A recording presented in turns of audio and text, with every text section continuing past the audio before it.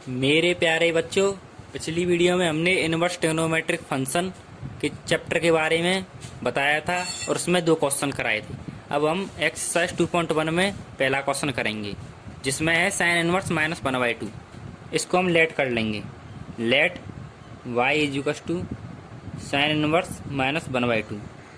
इसको हम ऐसे भी लिख सकते हैं माइनस साइन इनवर्स 1/2, क्योंकि हमने फॉर्मूले में बताया था sine inverse minus theta minus sine inverse theta होता है। वैसे ही हम इसको करेंगे y is to minus sine inverse 1/2 किसकी वैल्यू होती है? पाई 30 डिग्री की होती है। इसको हम π/6 लिख सकते हैं या नहीं लिख सकते? ये हमारी दूसरी इक्वेशन होगी, ये हमारी पहली है। अब हम पहली और दूसरी इक्वेशन में देखेंगे from equation first and second. y is to minus π/6 और साइन इनवर्स -1/2 देखें तो इसकी वैल्यू क्या आ गई हमारी पहले क्वेश्चन की? साइन इनवर्स -1/2 की वैल्यू हमारी आ गई -π/6। अब ये देखो, ये जो आंसर है, ये हमारा जो आंसर आया है, ये आंसर हमारी रेंज में लाई कर रहा है कि नहीं कर रहा? देखो, -π/2 से π/2 के बीच में होती है। ये होगा -30 डिग्री और ये -90 से 90 के बीच में। देखो कर रहा है या नहीं कर रहा? तो इसका मतलब हमारा ये आंसर सही है। अब हम दूसरा क्वेश्चन करेंगे। दूसरा क्वेश्चन है हमारा cos इनवर्स √3/2।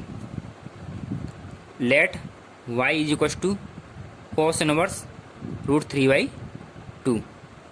इसको हम y is to cos inverse √3/2 किसकी वैल्यू होती है? ये होती है हमारी 30 डिग्री की। ये होती है हमारी 30 इसको लिख लेंगे हम π/6 या 30 डिग्री। इसको हम रेडियन में लिखें तो अच्छा रहेगा। ये हमारा पहली इक्वेशन है, ये हमारी दूसरी है। अब देखो, रेडियन में याद होना हमें ज़रूरी है। तो y की वैल्यू हमारी आ गई π/6, मतलब cos इनवर्स √3/2 की। From equation first and second हम देखें तो अब देखो, ये हमारी रेंज में लाई कर रहा है या नहीं? रेंज क्या थी हमारी cos इनवर्स की? रेंज थी हमारी 0 से पाई। तो इसका मतलब 0 और पाई के बीच में ये लाई कर रहा है, इसका 30 डिग्री। तो ये हमारा आंसर सही है।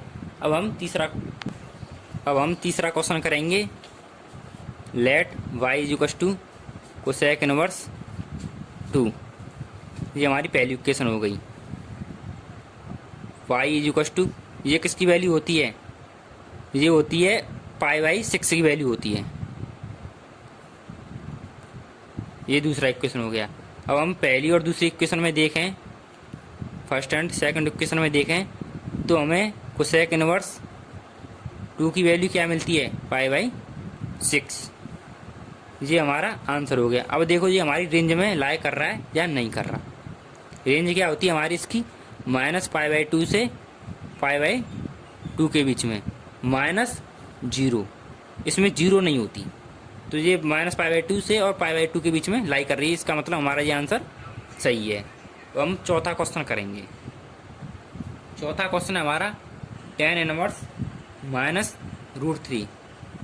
अब हम लेट कर लेंगे। Let y is to tan inverse -√3। y is to -tan inverse √3, क्योंकि हमने पढ़ा था, मैंने फॉर्मूला बताया था एक, यदि tan इनवर्स -θ है तो इसकी वैल्यू होगी -tan इनवर्स θ। वैसे ही हमने इसको लिख दिया है। ये हमारा पहले इक्वेशन है। देन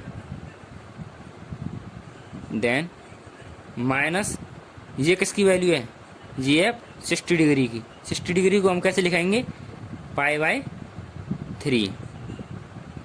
ये हमारी देखो, अब ये रेंज में हमारी लाई कर रही है या नहीं कर रही? ये हमारी रेंज जो क्या होती है? -π/2 से π/2। तो ये हमारी रेंज में लाई कर रही है। इक्वेशन फर्स्ट एंड सेकंड में देखें हम तो हमारी आती है tan इनवर्स -√3 की वैल्यू क्या आती है? -π/3। तो ये हो गया हमारा आंसर। अब हम पाँचवा क्वेश्चन करेंगे। हमारा पाँचवा क्वेश्चन है cos इनवर्स -1/2। लेट कर लेंगे, let y is equal to cos inverse -1/2। ये हमारी पहली इक्वेशन हो गई। अब हम इसको लिख लेंगे y is equal to pi minus cos inverse 1/2, क्योंकि हमने फॉर्मूले में पढ़ा था, मैंने एक फार्मूला बताया था पिछली वीडियो में। यदि हमारी cos इनवर्स माइनस थीटा होता है तो इसको हम pi minus cos inverse theta लिख सकते हैं, pi minus cos inverse theta लिख सकते हैं। y is equal to pi minus, ये किसकी वैल्यू होती है हमारी, जो होती है 60 डिग्री की। तो 60 डिग्री को हम कैसे लिख सकते हैं, पाई/3 लिख सकते हैं या नहीं लिख सकते, बिल्कुल लिख सकते हैं। अब हम इसको सॉल्व करेंगे तो एलसीएम 3 आ गया और 3 pi minus pi is equal to 2 पाई/3। ये हमारी दूसरी इक्वेशन हो गई।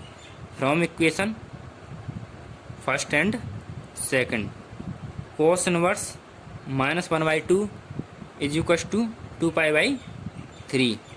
अब ये देखो, ये हमारी रेंज में लाई कर रहा है या नहीं कर रहा। रेंज क्या थी हमारी, रेंज थी हमारी 0 से पाई, और ये 0 से पाई के बीच में लाई कर रहा है, तो इसका हमारा ये आंसर सही है। ये हमारा पाँचवा को आंसर करेक्ट है। अब हम छठवां क्वेश्चन करेंगे। छठवां क्वेश्चन है हमारा tan inverse -1। Let y is equal to tan inverse -1।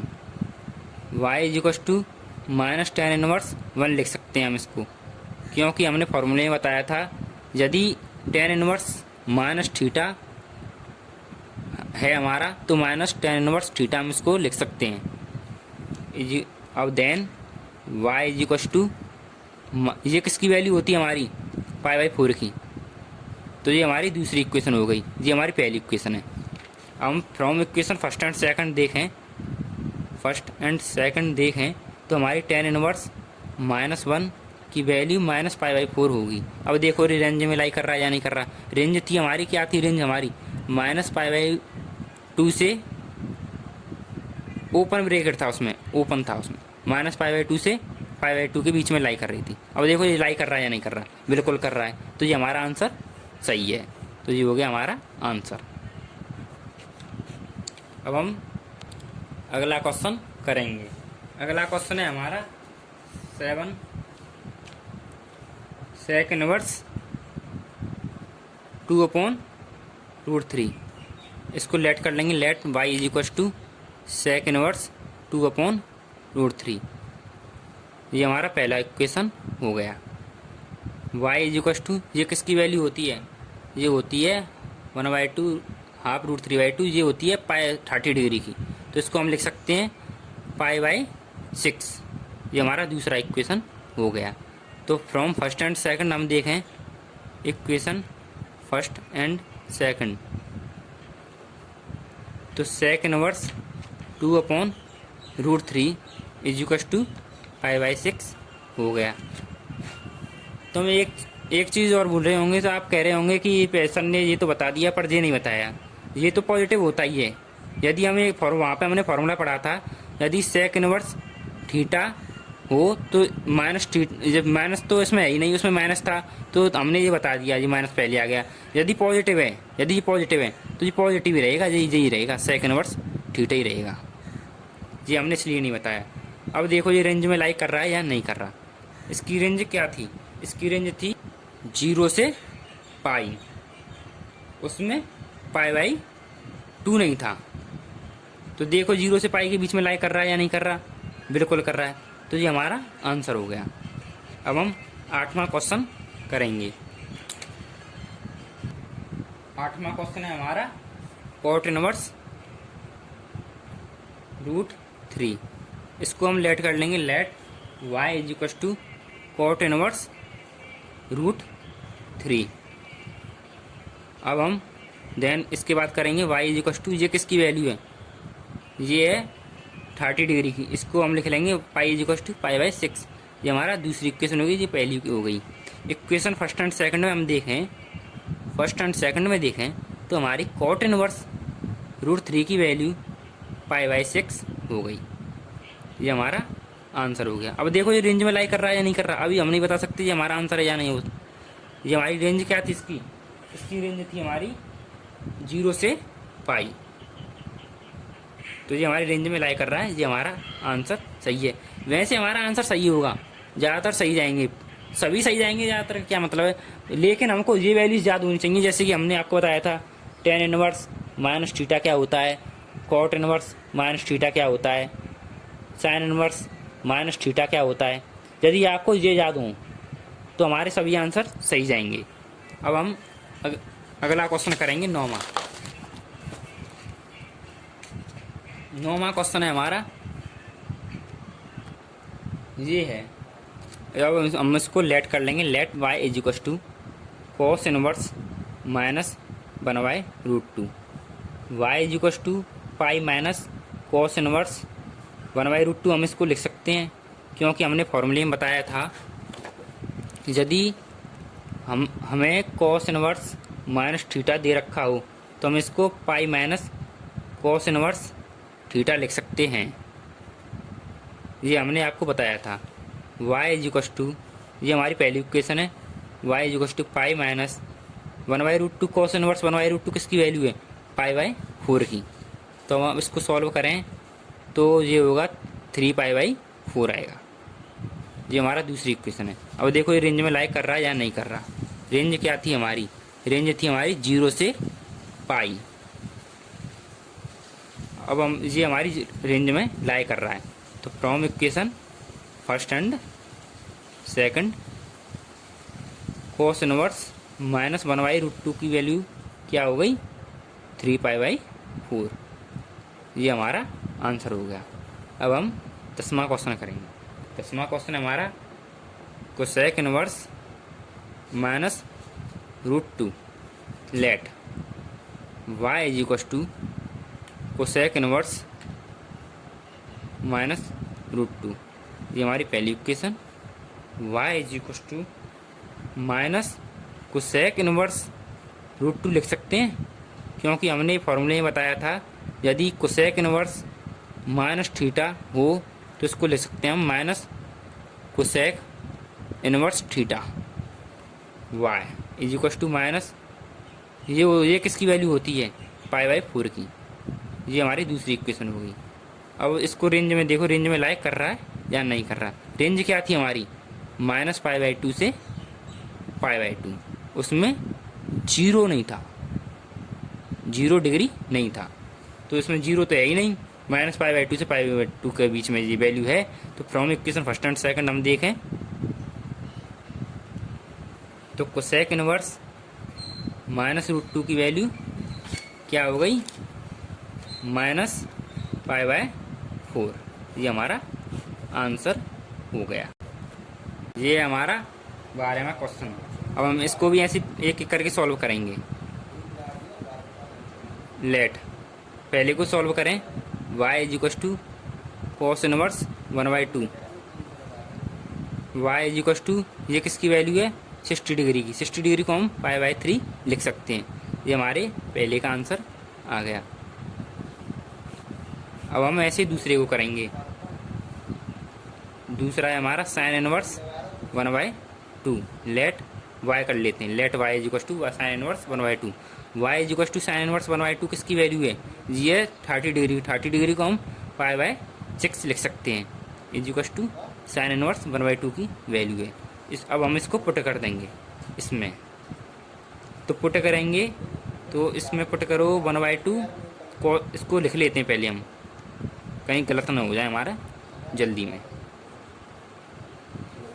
अब कॉस इनवर्स 1/2 की वैल्यू क्या है, π/3। ये 2 तो हमने लिया नहीं था यहाँ पे, तो हम 2 को ऐसे लिख देंगे इनटू, मल्टीप्लाई में तो ये इनटू साइन इनवर्स 1/2 की वैल्यू क्या है, π/6। ये 3 बार कट जाएगा, आंसर क्या आ गया, 2π/3। हमारा ये आंसर हो गया। अब हम करेंगे 13वां क्वेश्चन। 13वां तो वही है, हमने आपको रेंज बताई थी, तो रेंज के अनुसार करना है।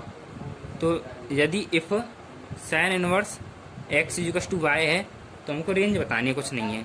तो y की रेंज बतानी, y की रेंज क्या होगी, पहला तो हो नहीं सकता, ये तो उसकी है, ये तो कॉस की है, पहला तो कॉस की है, ये वाली रेंज तो कॉस की है, ये तो हो नहीं सकता, तो ये हमारा आंसर गलत है पहला। दूसरा है -π/2 से π/2 तक। तो हमने रेंज आपको बताई थी, साइन की रेंज क्या थी, साइन की रेंज थी -π/2 से π/2 के बीच में। तो ये लाई कर रहा है या नहीं कर रहा है, और ये इक्वल में भी है। तो इक्वल इसका मतलब क्या होता है कि ये होंगे -π/2 और π/2 होंगे, तो इसका इक्वल का मतलब ये होता है। तो ये आंसर हमारा होगा।